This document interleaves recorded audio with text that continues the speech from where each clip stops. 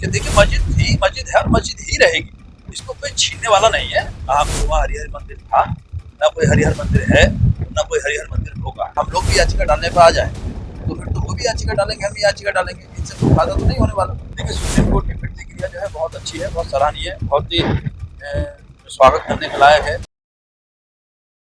Sir लगातार याचिकाएं डाली जा रही हैं जिसमें संबल भी है और एक अब अजमेर शरीफ की भी याचिका डाली है जिसमें मंदिर होने का दावा किया जा रहा है। आपकी क्या प्रतिक्रिया है इसको लेकर? मेरे ख्याल से सन 92 के बाद में इस चीज़ पर तो मैंने मेरे ख्याल से जितने भी धार्मिक स्थल है और आप ये सब नहीं कर सकते, लेकिन फिर भी देश आज़ाद है, अगर कोई याचिका डालना चाहता है तो वो डाल सकता है। कि इतनी जल्दी एक्शन होना, सब कोर्ट का इतनी जल्दी एक्शन होना समझ में पड़े है, समझ नहीं आता। मेरे ख्याल से ये समझदार किस्म के लोग नहीं, ये वो सांप्रदायिक तत्व है क्योंकि हिंदू मुस्लिम ही मुल्क में कराना चाहते हैं। लेकिन अभी देखिए अगर वो याचिका डाल रहे हैं और मुस्लिम या हम लोग भी याचिका डालने पर आ जाए तो फिर तो वो भी याचिका डालेंगे, हम भी याचिका डालेंगे, इनसे कोई फायदा तो नहीं होने वाला। तो मेरे ख्याल से इस तरह की जो चीज़ें हैं इनको जो रोकना चाहिए और सुप्रीम कोर्ट को भी इस चीज़ का संज्ञान लेना चाहिए, हाई कोर्ट को संज्ञान लेना चाहिए। जो फालतू की याचिका है बहुत ज़्यादा गौर नहीं करना। आपने प्रेस कॉन्फ्रेंस की है तो क्या मतलब मैसेज देना चाह मतलब किया है आपने इस पर? मेरा इस प्रेस कॉन्फ्रेंस का मतलब ये है, मेरा मकसद ये है कि मैं जितने देखिए मेरे भाई हिंदू हो या मुस्लिम जो भी भाई हो, ऐसी कोई दंगे फसाद मुल्क में ना हो जिससे कि किसी की जान चली जाए। जान मेरे ख्याल से आदमी को भाई हमारे सनातनी भाई तो मानते 7 जन्म होते हैं, लेकिन इस्लाम में तो हमारा मानना ये है कि एक ही जन्म होता है, एक ही बार आदमी पैदा हुआ और कोई आसानी से किसी की जान इतनी सस्ती हो जाए तो इस चीज़ की बहुत पीड़ा बहुत तकलीफ होती है। इसीलिए प्रेस कॉन्फ्रेंस करना पड़ा।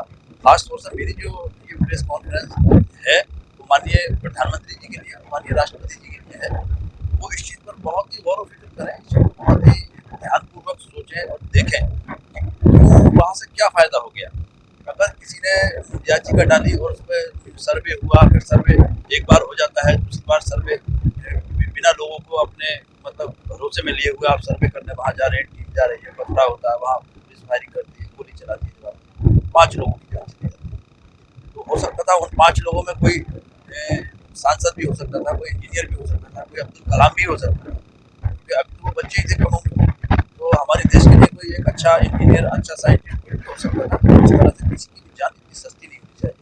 इसीलिए उनसे खसूसी मुअद्दिबाना इल्तिजा और दरख्वास्त है वज़ीर आज़म से, श्री नरेंद्र मोदी जी से, कि वो इस चीज़ को बहुत संज्ञान लें और इस चीज़ की बहुत ज़्यादा गौर व फिक्र करते हैं, ऐसी चीज़ों को भविष्य में आने से। प्रशासन ने संबल के जो सांसद हैं इसके अजहर रहमान पर और महबूब गाजी पर उन पर मतलब उनको पूरा जो है आरोपी मतलब मान लिया है, उनकी वजह से बताया गया है कि भगवान जो है वो लोग की वजह से। अब देखिए मैंने प्रेस कॉन्फ्रेंस किया, मुझे भी कोई आरोपी बता सकता है, या मान लिया अगर कोई अपनी कौम की बात करेगा। बड़ी दिक्कत ये है अगर कोई देखिए आप कहो तो मजाक और मैं कहूँ तो गाली, ये कौन सी बात है? एक दो आदमी कैसे आरोपी हो सकते हैं, मुख्य आरोपी को कैसे होते हैं? अगर आप सर्वे नहीं करते तो उनको जनता को उकसाने का जहाँ तक मामला है कि उन्होंने जनता को उकसाया और लड़ाई करने के लिए आमादा किया। अगर आप सर्वे गलत तरीके से नहीं कराते तो कैसे वो कराते, पब्लिक कैसे इकट्ठा होती है, कैसे उनको मौका कहाँ मिलता? तो मौका तो आपने दिया ना इस चीज़ का, भाई आपने मौका दिया उनको उकसाने का। हालांकि ऐसा नहीं था, उनका मकसद ये था जैसे वहां पर जनता भड़क कर आई और उन्होंने कहा ये मस्जिद हमारी छीन लेंगे, अब ये मस्जिद हमारी छीनने वाली है, तो उनका मकसद ये था, वो ये बताना चाह रहे थे कि देखिए मस्जिद है और मस्जिद ही रहेगी, इसको कोई छीनने वाला नहीं है। सरकारी कोर्ट का एक आदेश है, उसके हिसाब से सर्वे होना है। तो इस तरह से उन्होंने 2-4 बातें थोड़ी सी मैं समझता हूँ गर्मजोशी में निकल गई। हालांकि देखिए मैं फिर कह रहा हूँ उनसे मेरी कोई रिश्तेदारी दोनों से नहीं है, मगर जो बात हक है वो तो बोलना पड़ेगी। कुछ बातें उनकी निकली, अब अगर ये उकसाने वाली बात है, भड़काऊ भाषण है, तो मुझे नहीं समझ आता। इसमें एक सवाल कर लेते हैं कि बीजेपी के नेता हैं निकिता अग्रवाल, उन्होंने एक बयान दिया है जिसमें कहा है कि पठान और तुर्कों का जो वर्चस्व की लड़ाई चल रही है उस वजह से हुआ। नहीं, वहाँ पठानों का कोई वर्चस्व और तुर्कों का वर्चस्व वाली कोई लड़ाई नहीं है। मेरे ख्याल से संबल एक बहु क्षेत्र है और वहाँ पठान इतनी तादाद में है नहीं कि वो लड़ाई लड़ने के लिए है। और मेरे ख्याल से पठान एक ऐसी कौम है कि वो बहुत ज़्यादा ये दंगा हुड़दंगा दंगे फसाद वाली कौम नहीं है। हाँ, तुर्कों को माना गया तुर्क शासक रहे, वो एक लड़ाकू कौम है, लेकिन तुर्कों को ये भी माना गया वो दानिश्वर कौम भी है, बहुत अक्लमंद लोग भी है, तो उन्होंने शासन किए हैं, ऐसा नहीं है। तो उस कौम में मुझे नहीं लगता ये सब शरीर से खारिज वाली बात है और सिर्फ झूठी बात है, ऐसा कुछ नहीं है। उनके वर्चस्व की लड़ाई नहीं है।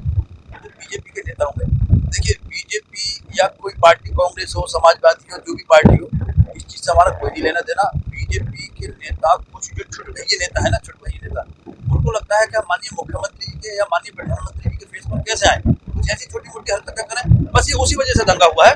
प्रधानमंत्री जी के फेस पर आने के लिए उन्होंने ऐसी भड़काऊ बातें करके ये झगड़ा करा।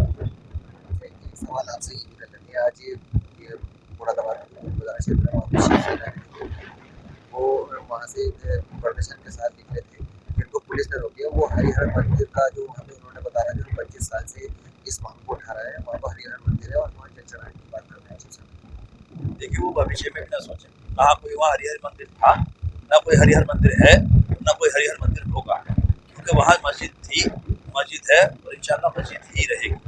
वजह ये है कि इस तरह की प्रदर्शनकारी अपनी निकल कर आ रहे हैं, चाहे किसी भी कौम में, चाहे मुस्लिम में हो या हिंदू में।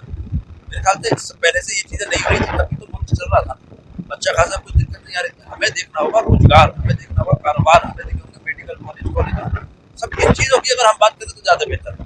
और कोई बड़ा नेता मेरे ख्याल से इस चीज के पक्ष में नहीं है। मैंने कहा ना, छुटभइये नेता वो किसी भी पार्टी से ताल्लुक रखते हो, उनका मकसद सिर्फ ये है कि हम जो अपने राष्ट्रीय नेता के, अपने राष्ट्रीय अध्यक्ष के, हमारा राष्ट्रीय नेता है उसके फेस पर आ जाए, हम एक लाइट में आ जाए कि भाई हमने भी बताओ हिंदू मुस्लिम जैसा कोई काम किया। ऐसा नहीं है, वो ऐसे नहीं आएंगे। जिसके अंदर जो जितनी काबिलियत होती है तो उस हिसाब से आदमी लाइट में आता है। मेरे ख्याल से आदमी अगर अपने आप को खुद को निखारे, एक बहुत गरीब आदमी का बच्चा यूपीएससी एंट्रेंस क्वालिफाई करके आईएएस आईपीएस हो सकता है, तो क्यों एक अच्छा नेता नहीं हो सकता।